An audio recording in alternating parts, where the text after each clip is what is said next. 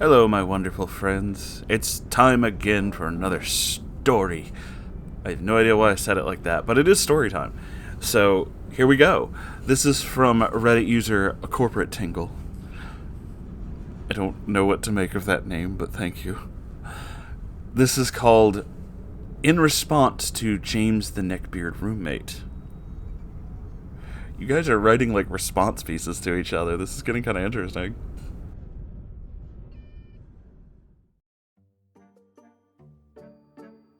I just finished watching the James the Neckbeard Roommate video, and at first, based on the title alone, I thought it was about somebody I knew. Jeez, that's scary. After watching that video, I felt I should at least share with the Moonhorse community about the James I knew. A disclaimer, I never lived with James, he was never my roommate, but my old roommate and best friend Dylan did. So this will all be based on stories that Dylan told me, and my interactions with James himself. A little backstory. I met Dylan my junior year of college. He was a freshman. We were roommates, and we ended up getting along really well, and ended up becoming best friends, honestly. The next year, we said to hell with dorms, and with our friend Tyler, got our own apartment. For Tyler and I, this was our senior year. For Dylan, this was his sophomore year. The end of the year resulted in Tyler graduating and moving in with his grandmother in Nashville. I had just lost my job, with one person leaving and the other one being out of a job. It was impossible for Dylan and I to keep the place, so I moved back in with my mom, and Dylan had to go back to the dorms. Dylan spent the summer with his family in St. Louis before the school year started. He texted me when he moved back in, so I and a few of my friends decided to head up to see Dylan, and this is where James comes in. James, at first glance, seemed like a pretty normal person. He was on the nerdy side, clearly, but nothing out of the ordinary. He was a graphic design major, like Dylan, so I thought, great, two of you guys have something in common. We all sat down to play Cards Against Humanity, and we asked James if he would like to play. He says yes, and that's where things seemed a little odd. Every answer card read would result in James falling to the floor laughing hysterically. And when I say every answer card, that's not an exaggeration. Even the throwaway cards resulted in James laughing hysterically, delaying the play of the game.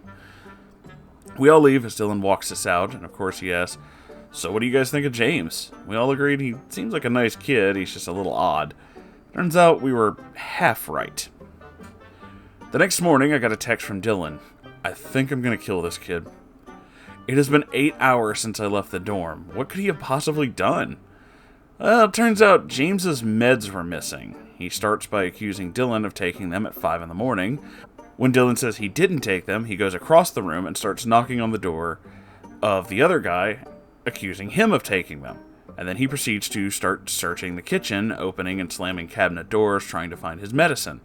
After an hour of this, it turns out they were in his backpack all along. Day 3 of living with James. I get another text from Dylan. I searched my phone for this one and found the text messages for this one. So in Dylan's own words, here is the grape story. "I went grocery shopping today and I bought myself a big bag of grapes. Put them in the fridge and unpack my groceries and go to my room to do what I need to do. A few hours later, I'm kind of hungry, want to get my grape on. Go to the fridge, open the door, and I cannot find my grapes. It's not by the bread, not behind the milk, not in the meat drawer. I double-checked. My grapes are now MIA.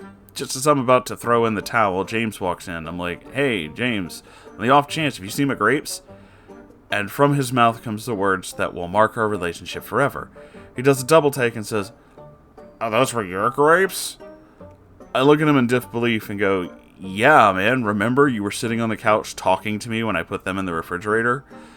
And he goes, "Oh, well, my mom went shopping for me without me, and I assume she bought those grapes for me." As much as I wanted to scream at him, I keep my calm and ask, "Dude, that was a big bag of grapes. Did you honestly eat all of them?" He just shrugs and goes, "Yeah, I guess." Again, I want to scream, but I keep my cool. "James, you either ate all of my grapes or you didn't. What do you mean, you guess?" This motherfucker looks me dead in the eye and just shrugs and says, "Well, I really like grapes." So I decide to make him a deal. "James, I'm going to go back to my room, and when I come back out, there better be a bag of grapes in the fridge." Dylan got his bag of grapes, It's only day 3, people. Things did not get better for Dylan. We used to watch certain shows together. Once we moved out, we would text each other while we were watching these shows. Our group chat gets a text from Dylan about how he won't be able to join us, as James is hogging the TV watching the same anime for the past 3 days. And anytime any of us ask him if they can watch TV, he screams about how we distracted him and now he has to start all over. I don't hear from Dylan for a few weeks, and I decide I should reach out to him. I had a plan to visit just to make sure he was alright. When I arrive, I see James doing the dishes, wearing a shirt with some underage-looking anime girl on it. He sees me, I say hi, and he runs off to his room, closing the door behind him as I see the Sword Art Online poster on his door. Dylan and I go out to grab some food, and on the walk over, he goes on about how life with James has been. James does not use headphones, ever, even if you give him a pair. James watches hentai throughout the night at full volume. Oh, good lord. James will hog the TV from the moment he is done with class until he goes to bed, watching the same anime over and over. If James has friends coming over, he tells Dylan not to act, quote, so gay around his friends. Real classy. Because they might think he's gay for having a gay roommate. Oh my god, that's not how that works. James will borrow Dylan's pots and pans to cook, and when Dylan asks him to wash them, he says, "They're mine to wash." And the only reason James was doing dishes when I got there is because Dylan had finally gone off on him for it.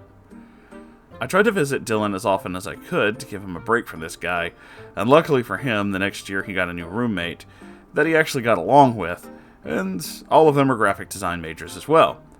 I'm not sure if James is a neckbeard or just a really weird dude, but seeing the title and hearing that video, I felt, I should share this story with the whole community.